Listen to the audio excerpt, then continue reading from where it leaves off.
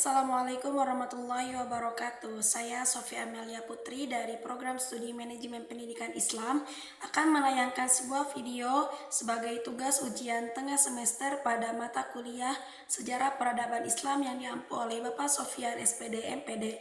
Check it out.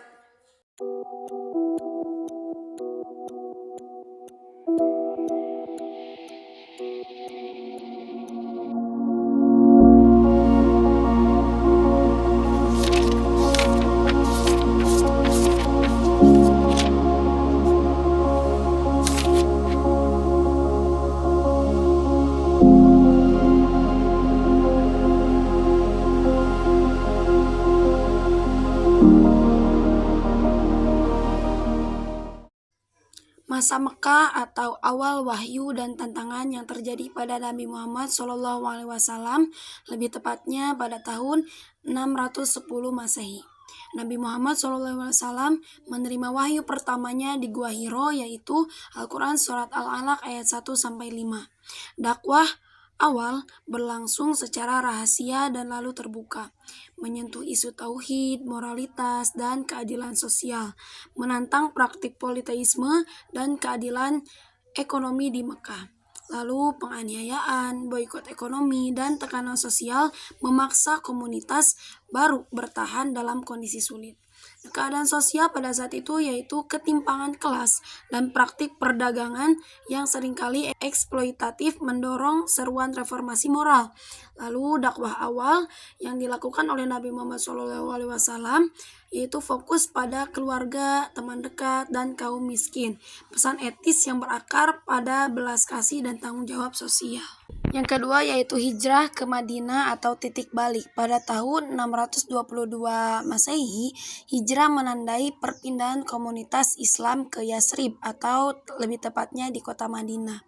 Momen transformasional yang memulai kalender Hijriah. Terjadi penguatan komunitas, ikatan politik, dan kesempatan pembangunan masyarakat berdasarkan prinsip agama. Hijrah membuka ruang bagi praktik publik ibadah, hukum sosial, dan perjanjian antar kelompok. Nah, mengapa sih hijrah itu penting bagi Nabi Muhammad? Yaitu yang pertama, untuk mewujudkan kebebasan berkeyakinan. Lalu yang kedua, memusatkan kepemimpinan dan penyusunan aturan komunitas. Dan yang ketiga, membangun basis sosial politik untuk penyebaran dakwah. Selanjutnya, pembangunan masyarakat Madinah. Pondasi ukhuwah, aturan publik, dan konstitusi komunitas dibentuk untuk menjamin stabilitas, hak, dan kewajiban. Yang pertama ada Piagam Madinah, yaitu perjanjian yang mengatur hubungan antar kelompok seperti Muslim, Yahudi, dan suku lain untuk menetapkan kewajiban pertahanan dan toleransi sipil. Yang selanjutnya ada ukhuwah dan redistribusi, yaitu sistem solidaritas seperti hibah dan zakat awal, serta pengaturan konflik internal untuk meminimalkan ketegangan.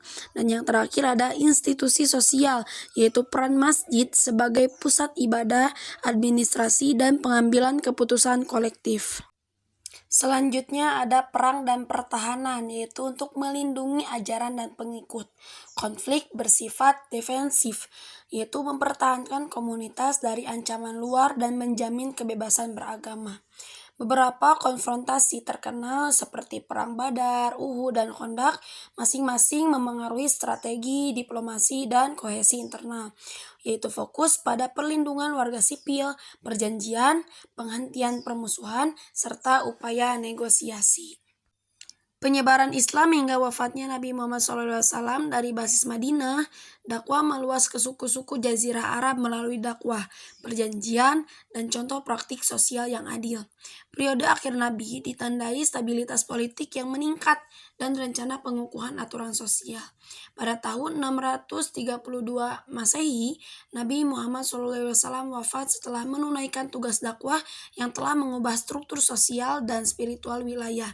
Jalur penyebaran yang dilakukan oleh Nabi yaitu yang pertama ada dakwah langsung ke pemimpin suku, lalu ada perjanjian keamanan dan perdagangan, dan yang terakhir contoh praktik sosial yang memikat masyarakat luas. Islam pada masa Nabi Muhammad SAW menekankan prinsip-prinsip yang melintasi waktu, keadilan, persamaan di hadapan hukum, pelindungan kaum lemah, dan upaya menciptakan kedamaian sosial. Teladan Nabi Muhammad SAW yaitu kepemimpinan yang mengedepankan akhlak seperti jujur, sabar, dan adil.